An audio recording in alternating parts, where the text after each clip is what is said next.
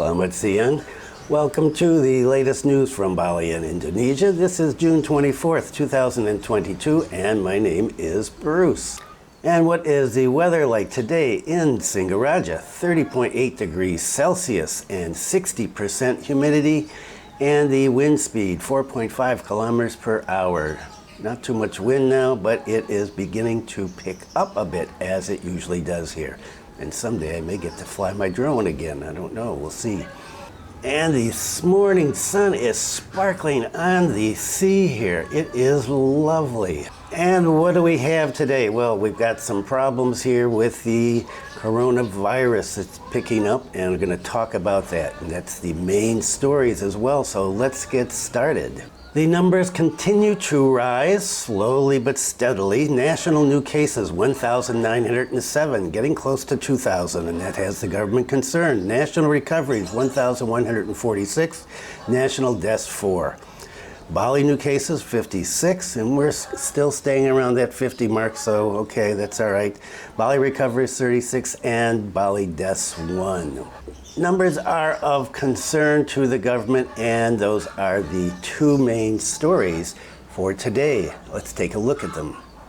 Luhut Mulls requiring vaccine booster for travel. Yes, I'm wearing a mask. Why am I wearing a mask? Because that's part of the two stories coming up. I hate these things. The coordinating minister for maritime and investment, Luhut, has said that the government is considering making a requirement to have the vaccine booster in order to travel, and this may take place in July following the rising number of COVID-19 cases. Luhut said, because if the number of active cases continues to rise in July, we will perhaps add a booster jab into the travel requirements. This is for all of us. So I asked for people's understanding. Now, is this going to be for just domestic travel? That's my immediate understanding. He did not say in order to get into Indonesia. So at this point, I'm thinking it's just domestic, but we'll have to wait and see. And it may not even happen because he said he's considering it. The number of active cases, now 11,300, 98% lower than the peak of cases of the Omicron variant. Luhut said we need to keep an eye on this. He said we have to remain vigilant, but hospital bed occupancy rate is still low at 1.9%, or 96.5% lower than the peak, and the death rate is as low as 96% below the peak as well. The positivity rate is 3.3%, which is below the WHO standard of 5%. Luhut said this surge in cases is happening around the globe, including the United States, Singapore, and Malaysia apparently are getting a surge in cases as well.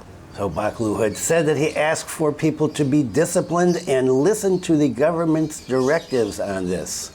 He advised people who have not had the third dose of the vaccine to register themselves immediately. So are there going to be some travel restrictions that you're going to have the booster to travel? I don't know. It's under consideration. We'll just have to wait and see.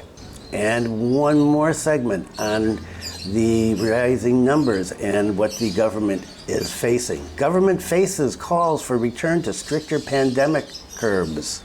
So as I said at the opening of this video, we are almost at 2,000 cases a day now, and the weekly caseload has increased by more than 100% in the past week, from 3,688 last week to 7,587, while active cases have nearly doubled. According to this article, active cases are 8,594.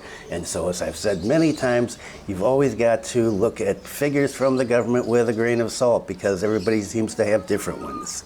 The Indonesian Doctors Association has called on the government to review its eased mask-wearing mandate in order to curb the spread of the virus. According to Erlina Burham, a member of the IDI, the Doctors Association's Central Board, considering the current circumstances, we advise the public to mask up both indoors and outdoors. And how are people going to respond if the government says, okay, you're going to have to mask up outdoors again? Well, we know for one thing, foreigners most likely are not going to abide by it. In terms of Indonesians, that's questionable as well. Are people willing to go back? And what have I seen? Well, people are still wearing masks here. A lot of people outside in the central business district, if we can call it that, or downtown Singaraja. Yesterday, I was at the supermarket. All the Indonesians were wearing a mask. A foreign couple came in not masked. The security guard told them to put on a mask, and they said no, and they walked right past him, and he did nothing. So some entitled foreigners here. And I don't know that this is going to be a popular move if the government decides to enforce the mask mandate for outdoors again. It certainly won't be popular with me. Erlina also called on the government to reimpose mandatory PCR tests for domestic travel. So, if you take the PCR test for domestic travel and a booster that Pak Luhut is talking about, there could be some changes coming for domestic travel. And so for all of the people that are coming in internationally, coming in and then wanting to go to places like a lot of people going to Raja Ampat now. And so they're going to have to be boosted and take PCR tests. I don't know. We're going to have to see how this works out. According to Professor Aritama over at the University of Indonesia, he said that aside from reinstating the mask mandate, the government should also increase testing, tracking, and sequencing. The rate of COVID testing in Indonesia has dropped significantly since the peak. According to the National COVID-19 Task Force, last week the country conducted 1.2 tests per 1,000 people. And this is slightly higher than the WHO standard of 1 test per 1,000 as the minimum testing rate. Back in February, the government here was testing up 8 people per 1,000, and so big, huge drop since February. Both Erlina and Jandra also urged the government to speed up COVID-19 primary vaccinations and booster shots to improve public immunity against the coronavirus. According to this article, Indonesia's vaccination coverage is the second lowest in Southeast Asia, slightly above Myanmar. Oh boy, that's not a good sign. This is according to statistics collated on the ASEAN website as of June 14th. National COVID-19 Task Force spokesperson Pak Wiku, talked about many times, has promised to increase Indonesia's testing capacity in the coming weeks. Our testing rate has relatively increased over the past few weeks, he said, but we are going to continue to improve it. He also urged people who are feeling sick, getting flu-like symptoms, to go and get tested. And here's something I haven't seen yet. To help accelerate the third jab rollout, the task force has also issued a circular. Now, I did not see this circular anywhere, mandating booster shots for people over 18 attending crowd-pulling events of more than 1,000 people, while all children between 6 and 17 at such events must be fully vaccinated. If anybody has seen this circular, well, let me know where you've seen it, because I was looking around and couldn't find it today. The new provision also stipulates that attendees at events involving ministerial-level high-ranking officials must present negative PCR tests taken within 2 days of the meeting. And as I've said many times, Indonesia has been very conservative about this from the get-go, and there's no reason to think that they're going to change that. Are we going to go backwards in terms of restrictions? I don't know. It's going to depend on how these numbers pan out over the next few weeks. If we are going to see a big surge, yeah, it's quite possible. If it stays down here in the below 2,000 range, you might remember 2 videos ago, I said that the health minister said we could get up to 20,000 cases a day from this. So we're just going to have to wait and see. Let's get on to something else. Airfares. Air tickets set to keep climbing from pandemic low, experts. Members of the International Air Transport Association gathered in Doha this week for their annual meeting, and they've been talking about airfares and what's happening there. IATA is asking for government support in reconciling long-term commitment to net zero carbon emissions. The oil price rise, stoked partly by Russia's invasion of the Ukraine, is the most obvious factor in price increase. Airlines estimate that fuel prices will account for 24% of total costs this year, up 5 percentage points from last year. And ticket prices are also being stoked by wider inflation. And we're finding inflation all over the world now at 40-year highs in developed markets, as well as stronger than expected demand for tickets and labor shortages because a lot of airlines laid off a lot of people, both at the airport, in the air, because, well, 2 years of people not traveling. According to Scott Kirby, chief executive of United Airlines, he said despite the trend, clearly rising prices have yet to shoot beyond historical norm. In real terms, he said, pricing is back to 2014 levels, and it's lower than it was essentially every year before then. So I don't think we're going to see demand destruction. However, according to Vic Krishnan, a partner at McKinsey & Company, he's cautious about how long the current high demand is going to last. He said some of the travel that we're seeing right now is a function of the stimulus that governments have provided. And he said that gives citizens some spare cash, right, discretionary income, and they're using it for things like revenge travel. And we talked about revenge travel in the last video. Beyond rising costs and fears that government stimulus will fade, airlines face commitments that sit very uneasily alongside each other. On the one hand, they target carrying a total of 10 billion passengers by 2050, up from 4.5 billion in 2019. And yet over the same time horizon, they are beholden to achieving net zero carbon emissions. The total cost of transitioning the sector to net zero is estimated to be $1.55 trillion US. In order to reduce carbon emissions, the industry focuses on sustainable aviation fuel, SAFs, which are currently 2 to 4 times more expensive than fossil-based aviation fuel. Some governments have already imposed SAF quotas, albeit in small margins, resulting in airlines in turn imposing surcharges. So you're going to have to pay to travel and get the carbon emissions down to net zero. According to Mr. Walsh, even if such subsidies from the government that the IATA is asking for, airlines are asking for, even if those subsidies come, the transition to net zero will have to be reflected in ticket prices. So you can expect ticket prices to increase. And how is that going to affect the long-standing global trend of air travel progressively extending beyond the wealthy? So mass tourism, right? Mass travel. According to Mr. Krishnan, he believes that the democratization of travel is going to become harder. He said low-cost airlines have unleashed a world where people living in Northern Europe took it for granted that they could go on cheap vacations in Southern Europe. And he noted that it will be very hard for governments to unwind such entrenched expectations. So are the increases in airfares going to be enough to put traveling internationally out of reach for lower income people? I don't know. We'll see. And how will that affect places like Bali, for example? And here is some really good news, especially if you happen to be in the childbearing age. House Mulls 40-day paternity leave on child welfare bill. Yes.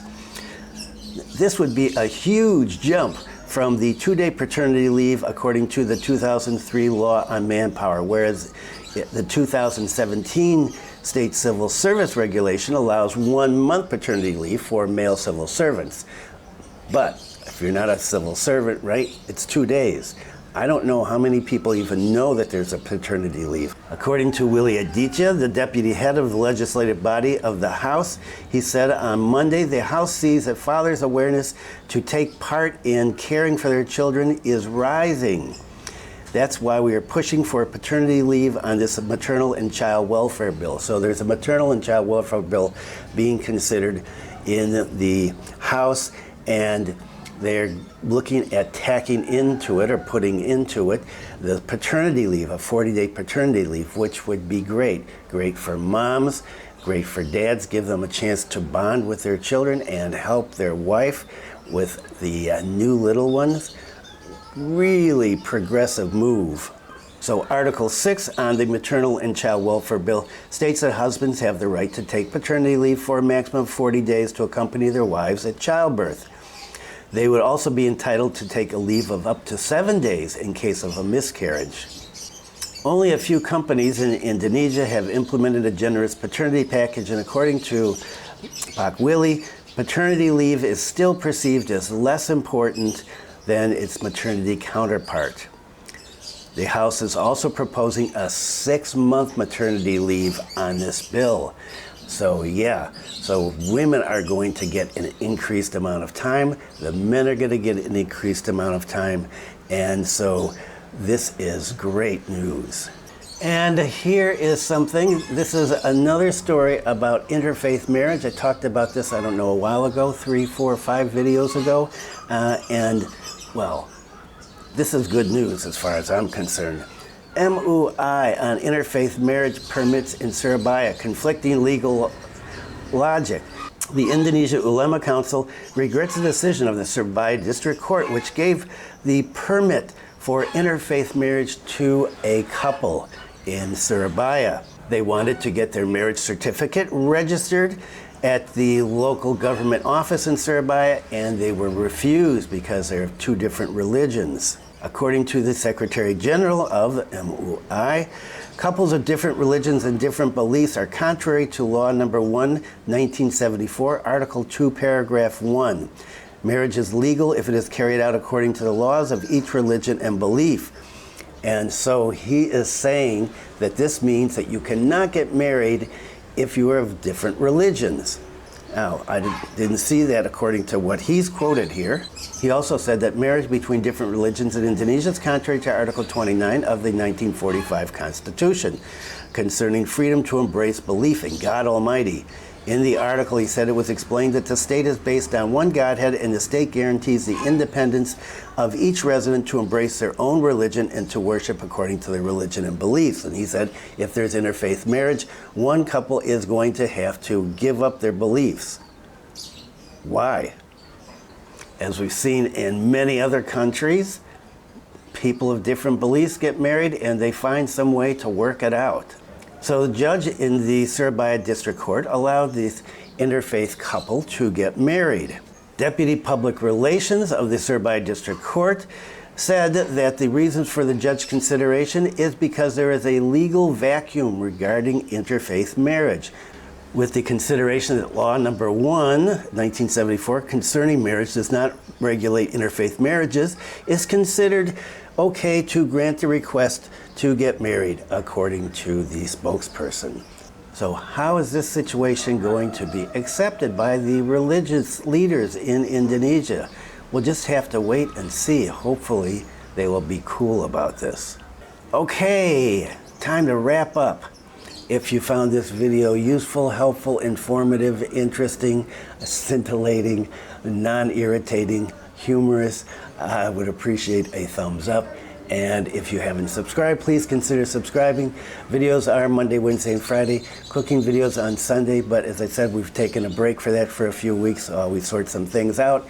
And there will be a Singaraja Snippets walking video on Sunday instead, when I take a walk to the east of here in some kampungs and desas that I haven't been at before, and have some conversations with local people. Thanks for viewing. Be kind to someone today. Stay safe.